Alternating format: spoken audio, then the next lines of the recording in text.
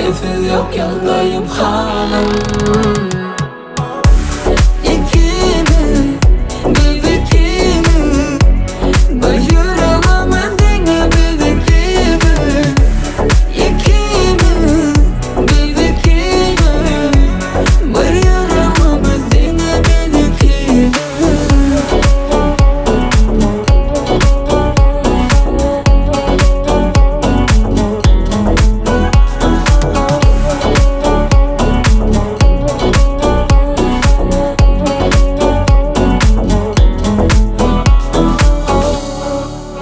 Etkide durmuşum beni benden dostu.